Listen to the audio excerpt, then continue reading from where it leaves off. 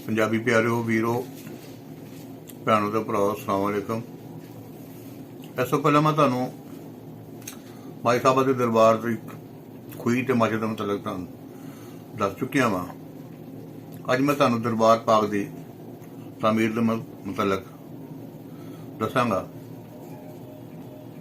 85 तो पहला 1985 तो पहला मां जी के दरबार की हालत बिल्कुल सादा जी सी। जफर भलवान दसदा है कि एक रात 2:30 बजे के करीब मेरा दरवाजा खड़किया। बाहर निकल के वेख्या तो दरबार के 2-3 मलंग खड़ोते सन। उन्होंने पूछा भी किधर आए। उन्हें कहा जनाब गल नहीं जी, तो दरबार तो कुछ बंदे आए ने तुहानू बुलांदे पे। मैं उन्होंने नाल दरबार से आ गया। दरबार से जो मैं आया तो वेख्या 2-3 गड्डियां खड़ोतियां ने।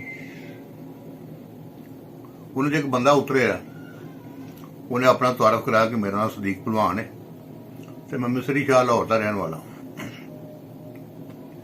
तो माई साहब के हुक्म के मुताबिक भाई असी इत्थे आए हाँ।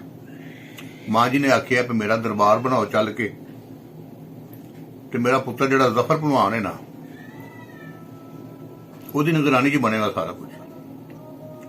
तो भलवान जी तुहाडी मेहरबानी है, तुसां सरकार ध्यान रखना जी। मैं कहा चलो जी ठीक है। सवेरे मैं जो दरबार से गया वा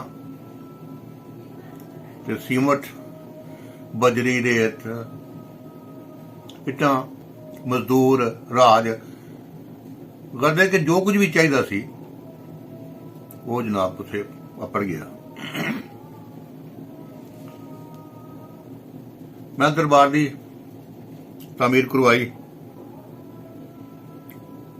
जिहड़ा नक्शा उन्होंने दिता गया सी माई साहब वालों, उस नक्शे के तहत दरबार की तामीर हो गई। उस तो बाद की होया, वो दरबार बनवा के चले गए।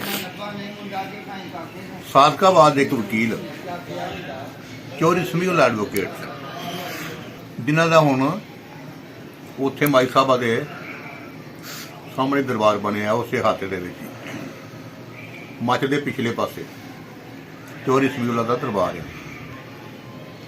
चौधरी समूह जिहड़ा साडे MNA सिकंदर मरी के रिश्तेदार ने। वो जनाब दरबार से आए, उन्हें जो वेख्या तो तैयारी होने वाली है। उन्हें फिर दरबार से पत्थर लवाया, चिप्सां लवाइया, तो होर भी रंग रोगन का जिन्ना काम सी वो भी कराया, तो बिजली का काम भी कराया।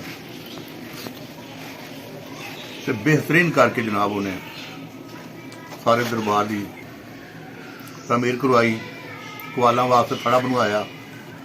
मच की जी थां सी उत्थे भी जनाब पत्थर लवाया, उत्ते लैंटर भी पवाया। अलग के उन्हें जिहड़ा भी काम बकाया रह गया सी उन्हें जनाब बेहतरीन तरीके नाल तैयार करवाया। दरबार की मजीद जगह खरीद के दरबार वास्ते 4 दीवारी भी बनवाई। छप्पड़ जिहड़ा सी बकौल जफर भलवान दे वो भी पूरिया गया। इस वेले जनाब दरबार की हालत जिहड़ी है बेहतरीन है कि वाकई नज़र आउंदा पिया दरबार बनया होया।